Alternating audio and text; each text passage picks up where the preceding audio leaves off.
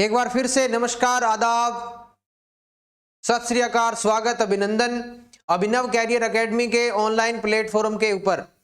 हमारी क्लास चल रही थी भारत की राज व्यवस्था और हमने भाग संख्या 3 और 4 पढ़ लिया था और 4 कै के अंतर्गत मौलिक कर्तव्यों की क्लास भी पूरी कर ली थी और उसके प्रश्न उत्तर भी हमने पूरे कर लिए थे।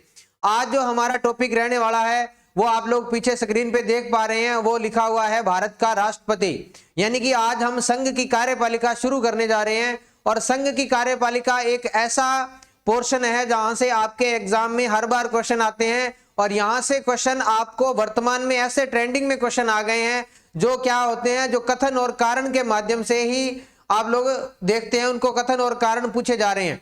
ये यहां से क्वेश्चन तभी सही होगा जब आप इनको क्लासों को लगातार पूर्णतः निष्ठा के साथ में, ईमानदारी के साथ में पूरा देखेंगे, तभी यहां से आने वाले क्वेश्चन को आप लोग सही हल कर पाएंगे। क्यों? क्योंकि यहां से क्वेश्चन की लैंग्वेज आजकल सीधे सीधे कथन और कारण उठा के दिए जाते हैं। तो आज की जो क्लास है बहुत शानदार रहने वाली है। एक एक टॉपिक पे, एक एक बिंदु पे बिंदुवार चर्चा की जाएगी और चलते हैं हमारी आज की क्लास के साथ में। आज का हमारा जो टॉपिक राष्ट्रपति,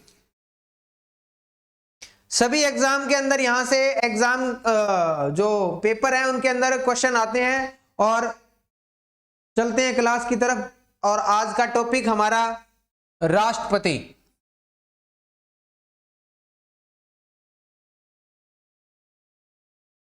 राष्ट्रपति यानी प्रेसिडेंट, प्रेसिडेंट ऑफ इंडिया।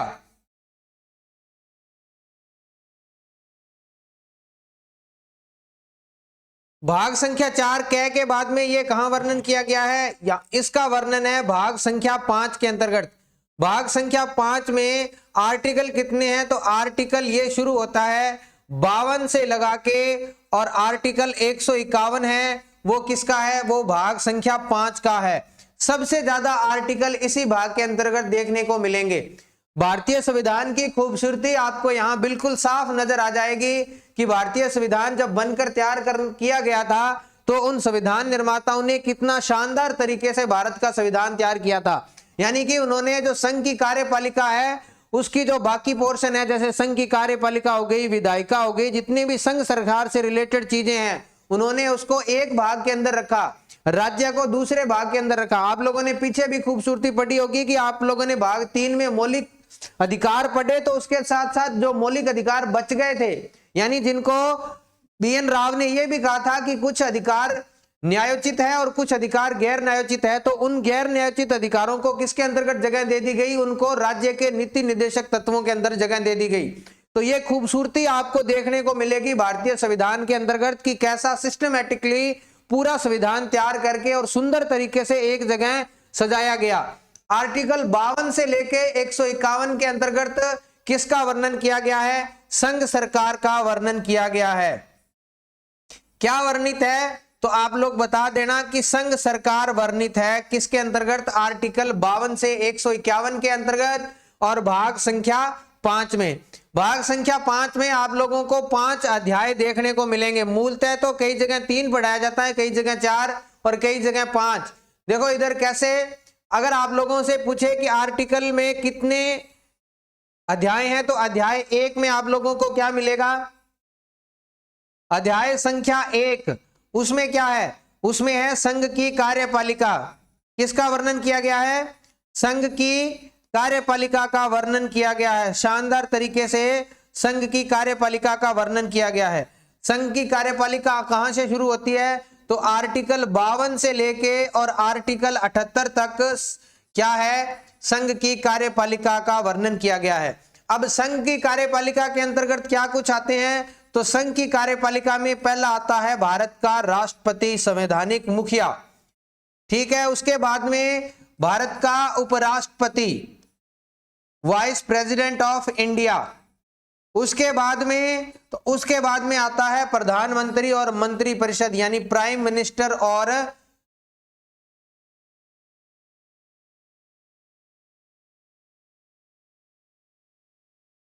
उपराष्ट्रपति। यहां आता है प्रधानमंत्री और उसके साथ साथ उसकी मंत्री परिषद। प्रधानमंत्री व मंत्री परिषद किसमें शामिल है, तो कार्यपालिका में शामिल है। इसके बाद में और क्या है, तो इसके साथ साथ प्रधानमंत्री के साथ साथ आप लोग इसमें देखेंगे कि इसके अंतर्गत ही किसका वर्णन किया गया है, इसके अंतर्गत महान्यायवादी का भी क्या किया गया है, वर्णन किया गया है, भारत का महान्यायवादी, ठीक है ना, उसका वर्णन किया गया है आर्टिकल 76 के तहत। तो आप लोग देखेंगे कि ये संघ की कार्यपालिका के अंदर आते हैं, जिसमें राष्ट्रपति, उपराष्ट्रपति, प्रधानमंत्री, मंत्रिपरिषद और महान्यायवादी। ये अध्याय संख्या 1 में कार्यपालिका का वर्णन है। दूसरी स्लाइड पे आपको पूरा बताते हैं इसके अंदर, देखो कैसे। आर्टिकल 52 से लेके और आर्टिकल 78 तक क्या है, उसमें दिया गया है संघ की कार्यपालिका। यहां लिख देता हूं मैं, संघ की कार्यपालिका, संघ की कार्यपालिका का वर्णन है। कौन कौन है फिर से बता देता हूं, राष्ट्रपति, उपराष्ट्रपति, प्रधानमंत्री, मंत्रिपरिषद, साथ ही है प्रधानमंत्री व मंत्रिपरिषद और महान्यायवादी,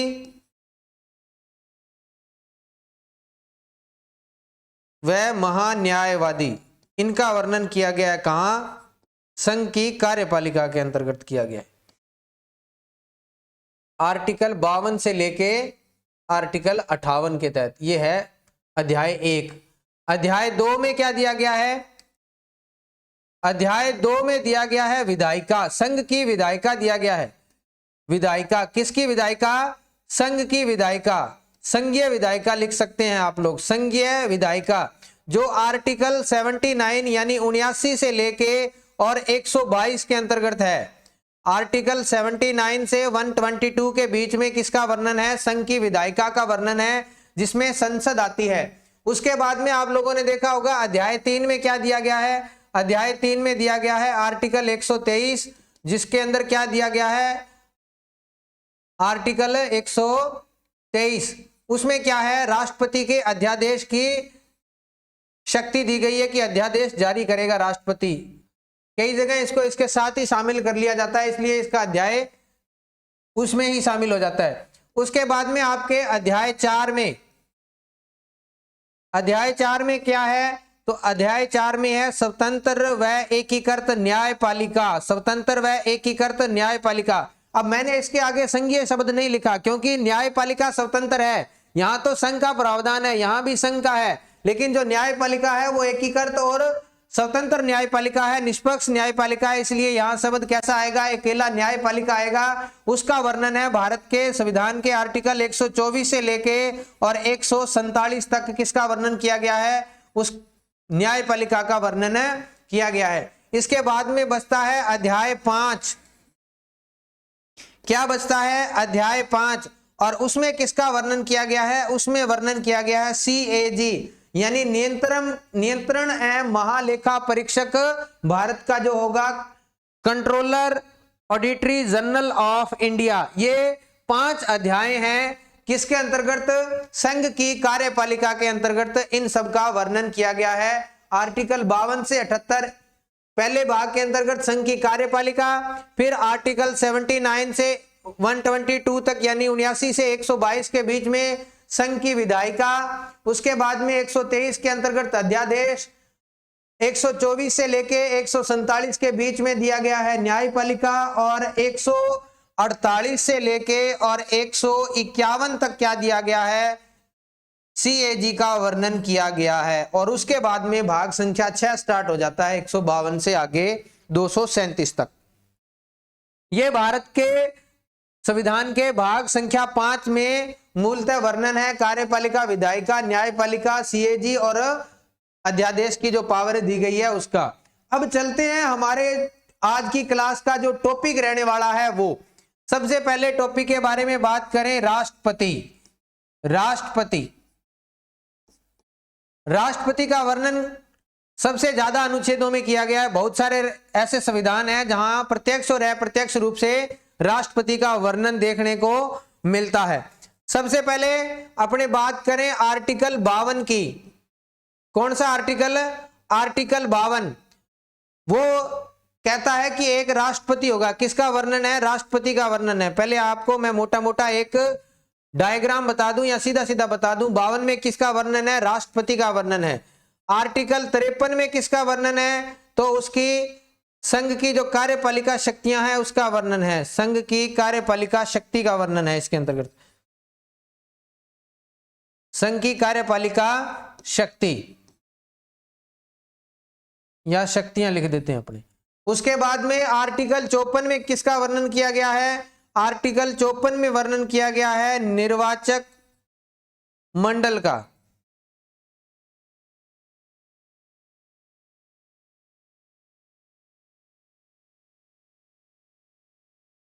निर्वाचक मंडल,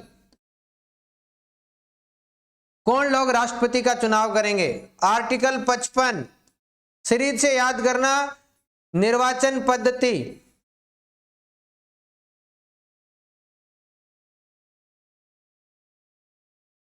56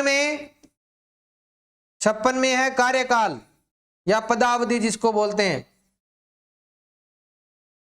आर्टिकल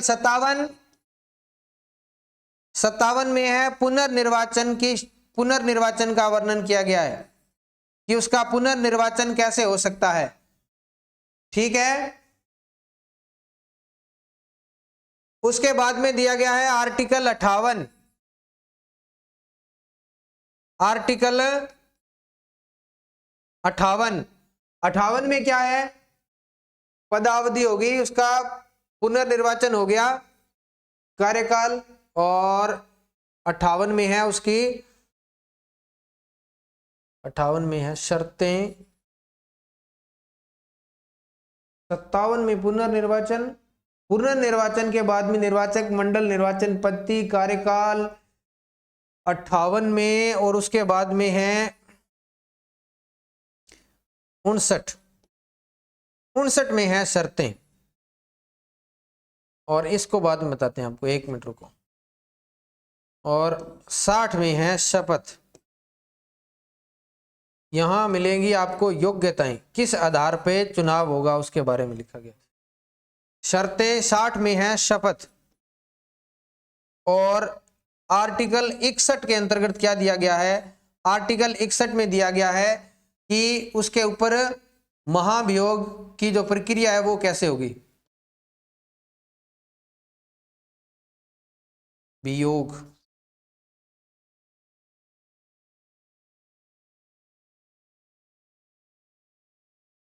रुको। एक तो दिया गया है महाभियोग की प्रक्रिया,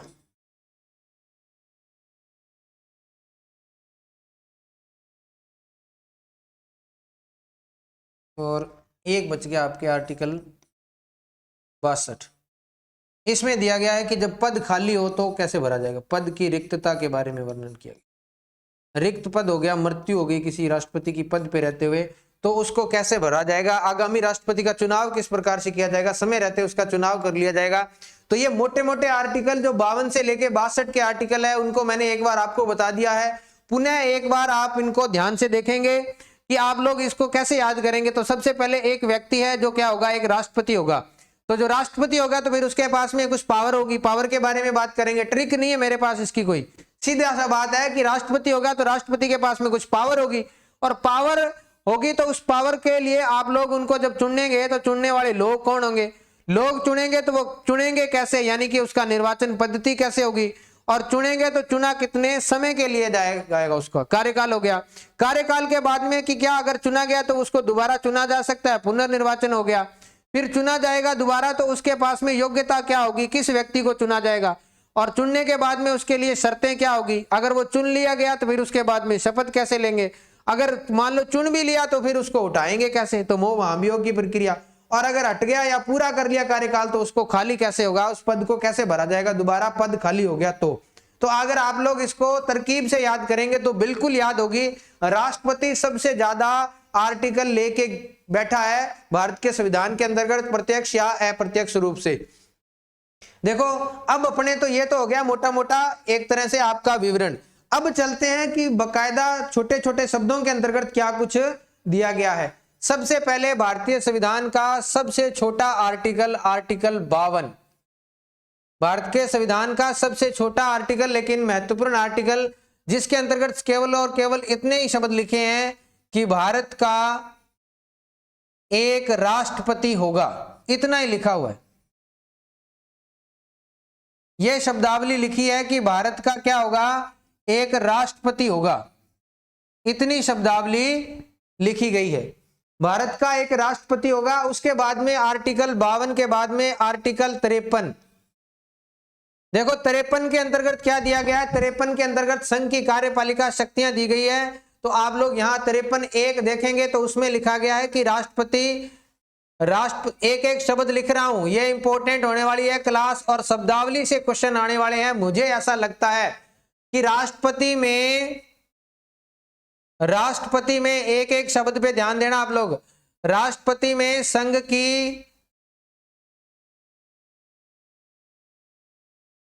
की क्या होगी, संघ की कार्यपालिका शक्तियां निहित होंगी या शक्ति निहित होगी।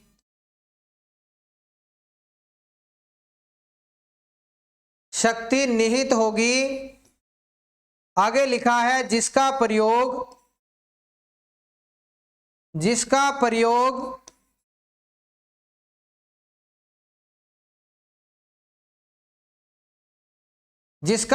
वह संविधान के अधीन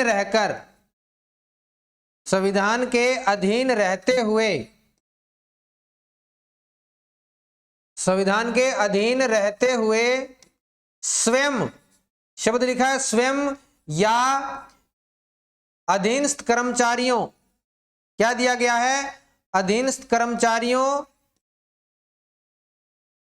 की सहायता से करेगा। अधीनस्थ कर्मचारियों की, अच्छा कर्मचारियों या अधिकारियों,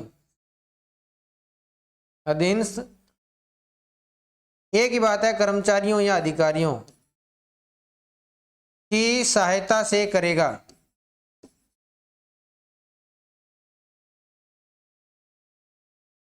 यह दिया गया है।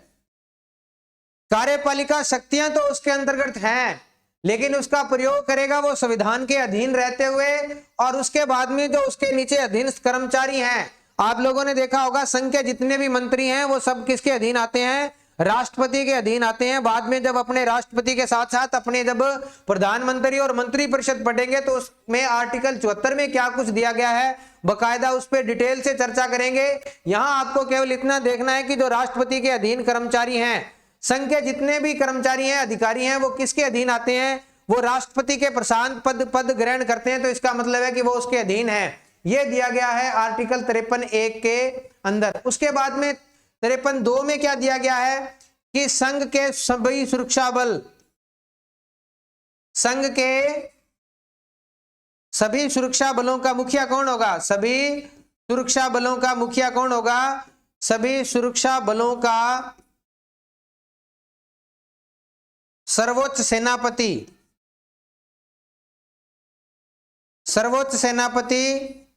राष्ट्रपति है भाई, राष्ट्रपति होगा।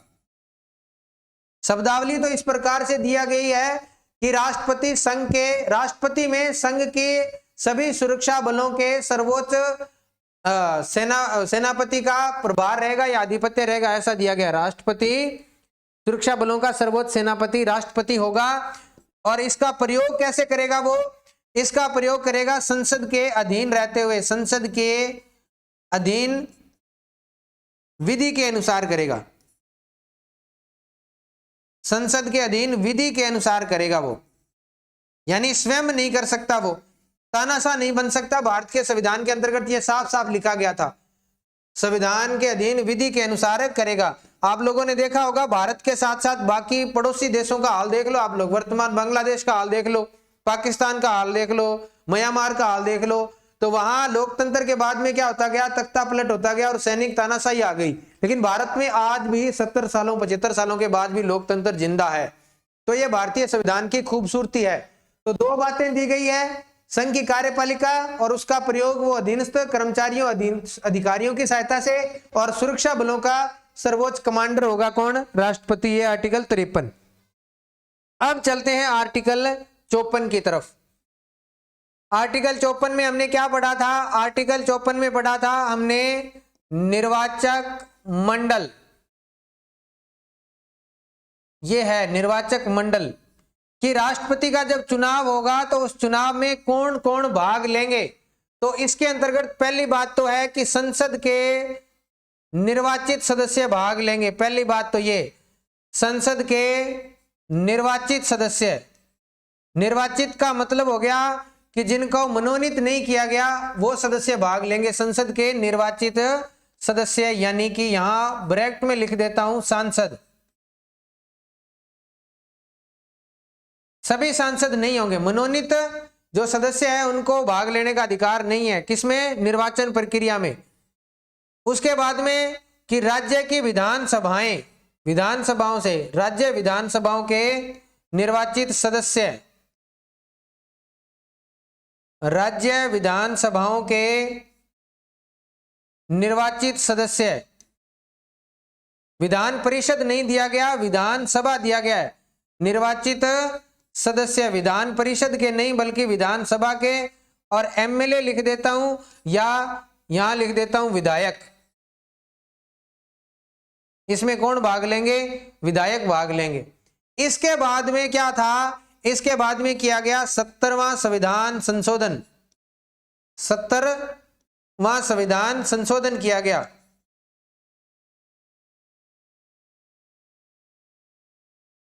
सत्तरवां संविधान संशोधन 1992। और उसके द्वारा क्या कहा गया कि एक तो राज्य आ गया दिल्ली और एक आ गया पुडुचेरी। पुडुचेरी के विधानसभा के निर्वाचित सदस्य, विधानसभा के निर्वाचित सदस्य, ध्यान देना, यहां से एग्जाम में कथन काड़ा क्वेश्चन आ सकता है। देखो, दिल्ली व पुडुचेरी के विधानसभा के जो निर्वाचित सदस्य हैं वो संघ का प्रतिनिधित्व नहीं करते। संघ का मतलब ये हो गया कि वो यूनियन टेरिटरी है, उसके आधार पे उनको जगह नहीं दी गई है, बल्कि उनको किसके अधीन? 54B के अधीन क्या माना गया है? उनको 54B के अधीन क्या माना गया है? राज्य माना गया है। क्या माना गया है? राज्य माना गया। किसको? दिल्ली और पुडुचेरी दोनों को 54B के अधीन राज्य माना गया है। इसलिए वो कहां जा रहे हैं? राष्ट्रपति के निर्वाचक मंडल में शामिल हो रहे हैं। तो ये बात ध्यान दे लेना आप लोग, राज्य विधानसभा यहां, ठीक है। तो ये आप लोगों को ध्यान देनी है निर्वाचक मंडल के अंतर्गत कि 54B के तहत दिल्ली और पुडुचेरी को राज्य माना गया है, इसलिए वो किसमें भाग ले रहे हैं? राष्ट्रपति के निर्वाचक मंडल में शामिल हो रहे हैं। और सांसद शामिल हो रहे हैं। सांसद केवल जो निर्वाचित होकर आते हैं उनको चुना जाएगा, वो चुनने का अधिकार रखते हैं। और एमएलए जिनका चुनाव होता है प्रत्यक्ष रूप से, वो चुन के जाते हैं। मनोनीत विधानसभा के परिषद के सदस्य वो भाग नहीं लेते। तो ये निर्वाचक मंडल है भाई। संसद के निर्वाचित सदस्य यानी राज्यसभा और लोकसभा। संसद हो गई तो संसद में दोनों ही सदन है, इसमें राज्यसभा और लोकसभा। अब देखो आर्टिकल 55, इसको थोड़ा डिटेल से पढ़ेंगे अपने। आर्टिकल 55, ये तो निर्वाचक मंडल था। अब आ गई निर्वाचन पद्धति। मेथड क्या होगा चुनने का? निर्वाचन पद्धति। निर्वाचन पद्धति में दो बातें दी गई है। पहली बात तो दी गई है कि इसमें समतुल्यता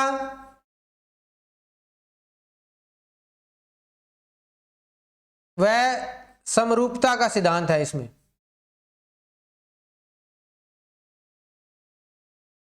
इसका वर्णन किया गया है। शब्दों पे डिटेल से चर्चा करेंगे कि कैसे समरूपता और समतुल्यता आएगी। दूसरा दिया गया है इसमें एकल संक्रमणीय। एकल संक्रमणीय मत प्रणाली।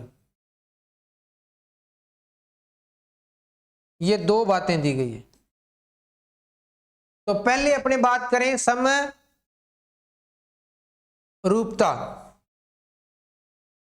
इसकी, और एक तरफ बात करें समतुल्यता की। दोनों का तुलनात्मक अध्ययन करें। समतुल्यता, देखो समरूपता का मतलब है कि सभी राज्यों के विधानसभा के निर्वाचित सदस्यों के, राज्यों के विधानसभा के यानी विधानसभाओं के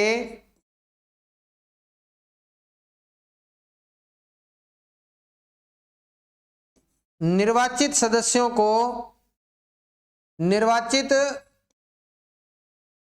सदस्यों का मत मूल्य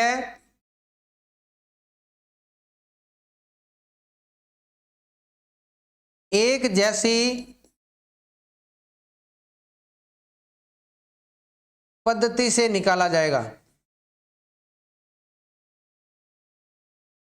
इसका मतलब यह निकलता है, यानी कि जो तरीका राज्य बंगाल के लोगों के विधानसभा के निर्वाचन होने का तरीका है, वही भारत के बाकी राज्यों के जो निर्वाचित सदस्य हैं उनको जो तरीका अपनाया जा रहा है वो सेम रहेगा।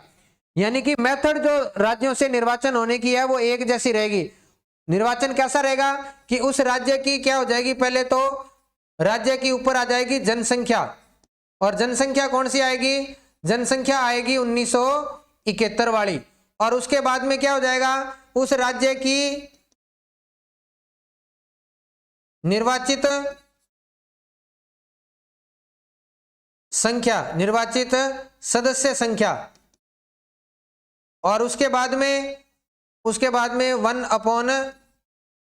1/1000 यानी 1/1000। यह तरीका सभी राज्यों के अंतर्गत बनाया जाएगा। रीति एक जैसी रहेगी, आप लोग चाहे किसी भी राज्य के अंतर्गत हैं, उस राज्य की जनसंख्या जो 1971 के थे अंतर्गत थी, और उस राज्य की सदन के अंतर्गत कितनी सदस्य संख्या पहुंच रही है, निर्वाचित सदस्य, वो होंगे बटा में और इंटू 1000, यानी एक जैसा मेथड रहेगा, तो इसलिए इसका नाम पड़ा एक रूपता। समतुल्यता का मतलब हो गया, इसमें आप लोग ये मानो कि सभी राज्यों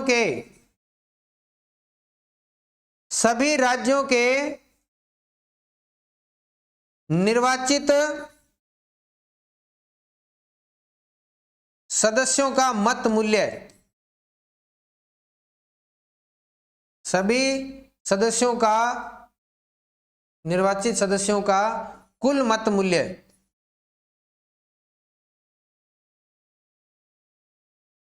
बराबर क्या होगा, संसद के निर्वाचित सदस्यों के मत मूल्य के बराबर होगा। निर्वाचित सदस्यों का मत मूल्य, समझ आया? कुछ नहीं आया? अब देखो समझ आएगा। यानी कि एक तरफ आपकी हो गई संसद, और संसद के सदस्य कितने हैं, तो संसद के सदस्य 776 हैं, और उनको किससे भाग दे दिया, 708 से। तो जितना मूल्य निकल के आएगा वो किसके बराबर होगा कि वो 4058 या 4048 का जो आंकड़ा निकल के आता है राज्यों का, उसके जो मत मूल्य हैं उनके बराबर जो है वो क्या होंगे, दोनों के बराबर होंगे। यानी इनकी संख्या और इनका मत मूल्य क्या होगा, बराबर होगा। संसद का पूर्ण मत मूल्य और पूरे राज्यों का मत मूल्य एक बराबर होगा। ऐसा नहीं है कि संसद के सदस्यों का मत मूल्य कम हो जाएगा, यह ध्यान देने वाली बात है। समतुल्यता का मतलब यह हो गया कि सभी राज्यों के जितने सदस्य हो रहे हैं और उनका कुल मत मूल्य निकाला जा रहा है वो, और संसद के निर्वाचित सदस्यों का मत मूल्य क्या होगा, एक बराबर होगा। यह दिया गया है समतुल्यता के अंतर्गत। अब आ गई एकल संक्रमणीय की, इसके ऊपर चर्चा करते हैं। एकल संक्रमणीय का मतलब क्या होता है? एकल संक्रमणीय ट्रांसफर मेथड बोलते हैं जिसको, सिंगल ट्रांसफर मेथड।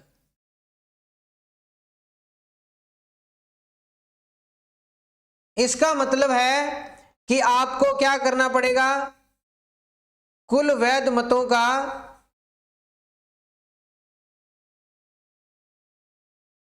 कोटा प्राप्त करना होगा, और भारत के राष्ट्रपति के अंतर्गत क्या है, वो 50% प्लस 1 वोट है, यानी आधे से एक ज्यादा वोट मिलेगा तभी आप लोग कोटा हासिल कर पाएंगे, नहीं तो आप निर्वाचन प्रक्रिया से अलग हो जाएंगे, आपका निर्वाचन रद्द कर दिया जाएगा।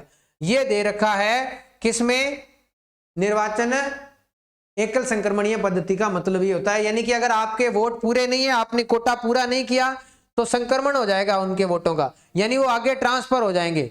ठीक है, जैसे मान लो एक व्यक्ति है इधर 1, 2 और 3, आपको वरीयता में इनको वोट देने हैं, तो अगर इस 3 नंबर वाले व्यक्ति को वोट 50% से एक अधिक जो कोटा है वो उतने नहीं मिले, तो इसके सारे वोट है जो वरीयता के आधार पर इन दोनों व्यक्तियों में बांट दिए जाएंगे, यानी इसका निर्वाचन क्या हो जाएगा, रद्द हो जाएगा, और इसके वोट क्या हो जाएंगे, ऊपर ट्रांसफर हो जाएंगे, ये संक्रमणित हो जाएंगे, ऐसा कहा गया है। अब निकाले कैसे जाता है, देखो बात करें अपनी चर्चा, तो इसका मेथड क्या है, तो मेथड इसका है n लिखा हुआ है ऊपर, उसके नीचे लिखा है n+1 और यहां लिखा हुआ है +1, ये तरीका है। अब मैं यहां n का मतलब बता दूं, तो n का मतलब होता है कि कुल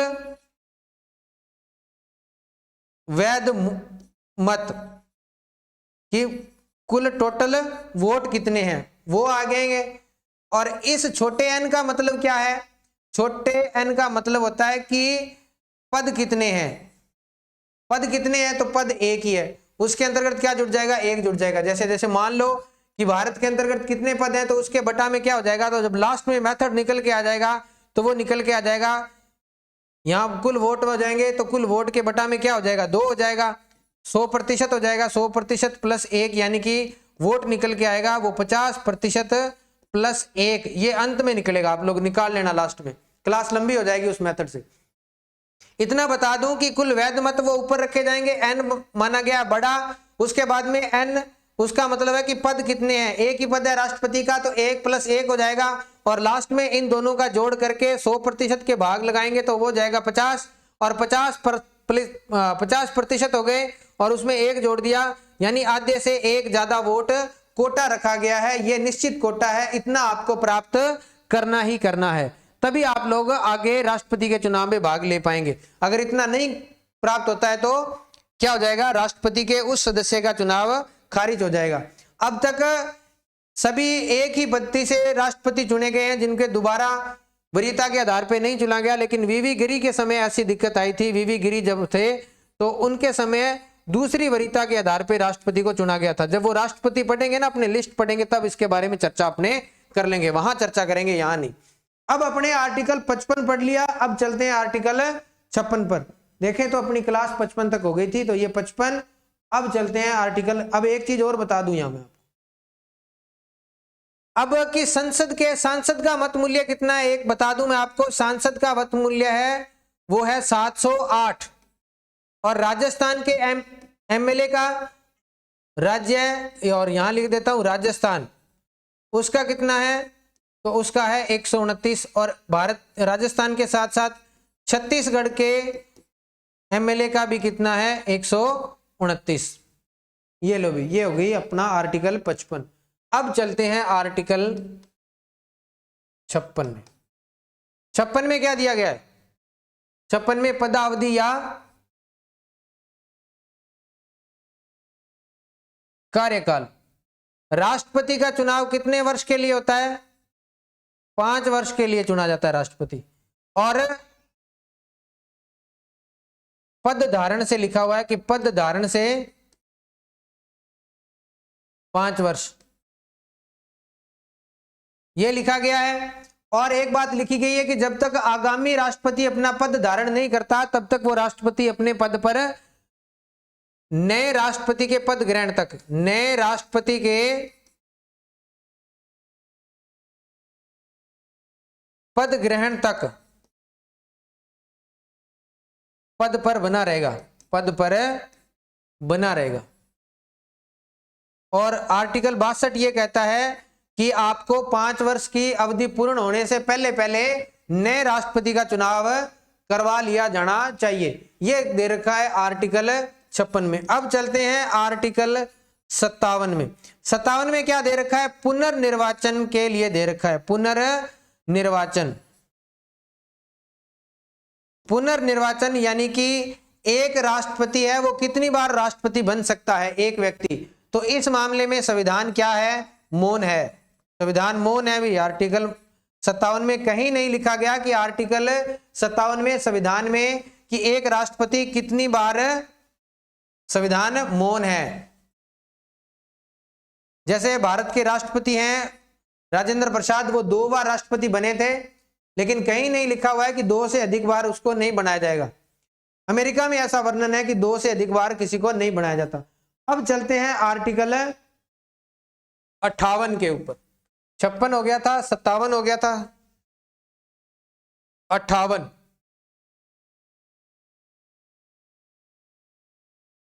अट्ठावन में क्या दिया गया है? 58 में कार्यकाल के बाद में उसकी योग्यता के बारे में वर्णन किया गया है कि योग्यता क्या होगी। 58 के 1 में दे रखा है कि वह भारत का क्या होगा?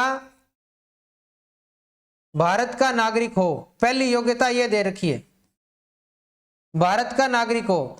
यहां जन्मजात जैसा शब्द नहीं दिया गया है। अमेरिका के राष्ट्रपति का चुनाव जन्म आधारित नागरिकता के आधार पर होता है, लेकिन भारत में कहा गया है कि वो भारत का नागरिक हो। ऐसा नहीं लिखा गया कि वो भारत का जन्मजात नागरिक हो। दूसरा क्या लिखा हुआ है कि वह 35 वर्ष की आयु पूर्ण कर चुका हो। कितनी आयु?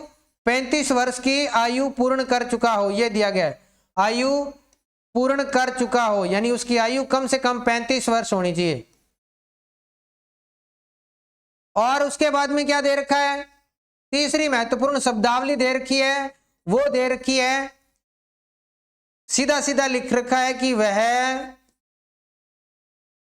लोकसभा के सदस्य बनने की योग्यता रखता हो। लोकसभा के सदस्य बनने की योग्यता रखता हो, यह दिया गया है। यानी कि कम से कम जो क्वालिफिकेशन लोकसभा के सदस्य के लिए है वो दी गई है, जिसमें दिवालिया नहीं होना चाहिए, वो सारे शब्द इसमें आ जाते हैं। जो लोकसभा के सदस्य बनने की योग्यता है वो इसमें आ जाती है। और यह है कि वह लाभ के पद पे नहीं होना चाहिए। किसके पद पे? लाभ के पद के ऊपर नहीं होना चाहिए, पद पर नहीं होना चाहिए। यह दिया गया है चौथी योग्यता के बारे में। 4 योग्यताएं दी गई है आर्टिकल 58 के तहत। भारत का नागरिक हो, जन्मजात नागरिक हो, ऐसा नहीं दिया गया है। एग्जाम में क्वेश्चन घुमा के पूछा जा सकता है कि निम्न में से राष्ट्रपति बनने के लिए, भारत के राष्ट्रपति बनने के लिए योग्यताएं दी गई है, निम्न में से कौन सा सत्य है? तो आप लोगों के पहला ऑप्शन दे देगा कि वह भारत का जन्मजात नागरिक हो, वह 35 वर्ष की आयु पूर्ण कर चुका हो, वह लोकसभा के सदस्य बनने की योग्यता रखता हो, वह किसी लाभ के पद पे नहीं हो। अब कंफ्यूजन हो जाएगा क्योंकि पहला हमने यही पढ़ा था कि भारत का नागरिक हो, वो तो अपने ध्यान जाएगा ही नहीं बिल्कुल ही कि उसमें जन्मजात दिया है कि नहीं दिया। तो इस चीजों से बचने के लिए मैंने आपको बकायदा एकदम सीरीज से बताया है। और यहां जन्मजात में क्रॉस कर देता हूं कि जन्मजात नहीं लिखा हुआ, जन्मजात शब्द नहीं दिया गया। ध्यान देना, मैंने जब आर्टिकल आपको 47 कराया था, पोषाहार और जो न्यूनतम पोषाहार की व्यवस्था करेगा राज्य, तो उसमें एग्जाम में क्वेश्चन वही पूछा गया था। प्राइमरी जब मैंने ब्लैक बोर्ड इस बोर्ड पे करवाया था तो प्राइमरी पूछ लिया उसने एग्जाम के अंदर। 49 में बाध्यता करवाया था तो एग्जाम में बाध्यता शब्द ही पूछ लिया। तो आपको ये शब्दावली इंपॉर्टेंट है जो याद रखनी है कि किस प्रकार से एग्जाम में क्वेश्चन आ रहे हैं। पॉलिटी खतरनाक लेवल की पूछी जा रही है इस बार, और आगे भी ऐसा ही मुझे उम्मीद है कि पॉलिटी और भी खतरनाक आएगी। तो शब्दावली पे आपको पूर्णतः ध्यान रखना है। ये 4 चीजें दी गई है। उसके बाद में ये तो हो गई योग्यता। अब देखो आर्टिकल 59 में क्या दिया गया है? 59 में दी गई है पद की शर्तें। शर्तों के बारे में वर्णन किया गया है कि वो क्या नहीं होगा, संसद वह लगाओ, यहां संसद या लगा लो या वह लगा लो। संसद वह विधानमंडल का सदस्य नहीं होगा, नहीं हो। ठीक है, ये होगी। उसके बाद में अगर उससे चुन भी लिया गया तो उस जिस दिन उसका चुनाव हो गया, निर्वाचन हो गया, उस दिन के बाद में वो पद स्वतः ही खाली हो जाएगा। दूसरा कि वो चुनाव होने के बाद में, निर्वाचन के बाद में, निर्वाचन के बाद अन्य कोई पद धारण नहीं करेगा, अन्य कोई पद धारण नहीं करेगा, ये दिया गया है। उसके साथ साथ क्या हो गया, उसके बाद में कि इसके जो वेतन भत्ते हैं वो भी इसके अंतर्गत दिए गए हैं। वेतन और भत्ते, वेतन भत्ते इसके अंतर्गत हैं। वेतन भत्ते कहाँ हैं, वो संसद की संचित निधि पर है, संसद की संचित निधि। 3 निधियां पढ़ेंगे संसद के दौरान। संसद की संचित निधि पर भारित व्यय है वो, ठीक है ना, इस अकाउंट से उसको वेतन मिलता है। ठीक है, और राष्ट्रपति को वेतन कैसे मिलेगा और इसका कानून कौन बनाती है, कितना वेतन होगा, संसद विधि बनाकर इसका क्या करती है, संसद विधि बनाकर वेतन भत्ते निर्धारित करती है, वेतन व भत्ते निर्धारण का काम करती है। वेतन भत्ते निर्धारण कौन करती है, संसद के ऊपर छोड़ा गया कि कितना वेतन भत्ता मिलेगा। ये सारा कुछ दे रखा है आर्टिकल 59 के अंतर्गत। अब चलते हैं आर्टिकल 60, इंपॉर्टेंट रहने वाला है आर्टिकल 60। 60 में क्या पढ़ी थी, 60 में पढ़ी थी शपथ। 60 में शपथ, शपथ क्या लेता है, राष्ट्रपति संविधान व विधि, 2 शब्द दिया है, संविधान व विधि के परिरक्षण, परिरक्षण का मतलब हो गया प्रिजर्व। उसके बाद में दिया है संरक्षण, संरक्षण का मतलब हो गया प्रोटेक्ट। उसके बाद में दिया है प्रतिरक्षण, प्रतिरक्षण का मतलब हो गया डिफेंड। 3 तो ये शब्द याद रखने आपको, इंग्लिश में याद रखो तो सबसे आसान है प्रिजर्व, प्रोटेक्ट और डिफेंड। हिंदी में याद रखो तो परिरक्षण, संरक्षण और प्रतिरक्षण। और क्या दिया गया है, और दिया गया है कि सेवा व कल्याण, किसकी शपथ लेता है, सेवा व कल्याण की शपथ लेता है। यह शब्दावली इंपॉर्टेंट है, राष्ट्रपति के पद की जो शब्दावली है, शपथ लेता है वो, उसका वर्णन किया गया है। ये केवल और केवल पद की शपथ लेता है। किसकी शपथ लेता है, पद की शपथ लेता है, अन्य मंत्रियों की तरह गोपनीयता की शपथ नहीं लेता। बाकी जो जितने भी पदाधिकारी हैं, जिसमें राष्ट्रपति उपराष्ट्रपति इनको छोड़ दिया जाए, तो वो किसकी शपथ लेते हैं, वो संविधान की अनुसूची 3 के अंतर्गत जो पद एवं गोपनीयता की शपथ है वो लेते हैं। जबकि राष्ट्रपति क्या करता है, संविधान में विधि के परिरक्षण यानी प्रिजर्व, संरक्षण यानी प्रोटेक्ट, प्रतिरक्षण यानी डिफेंड और सेवा व कल्याण की, जनता के सेवा के व कल्याण की शपथ लेता है, जो आर्टिकल 60 के अंतर्गत दी गई है। ये आपको याद रखना है भी कौन कौन से शब्द हैं और उनको याद करके जाना है एग्जाम के अंदर। अब आर्टिकल 61 क्या दे रखा है, आर्टिकल 61। 61 में क्या है, 61 में दी गई है महाभियोग की प्रक्रिया, महाभियोग की प्रक्रिया। आर्टिकल 56 जब पढ़ा था तो उसमें मैंने बताया नहीं, वो इसलिए क्योंकि यहां बता देता हूं मैं। आर्टिकल 56 में क्या दिया गया है, आर्टिकल 56 के बी में दिया गया है कि संविधान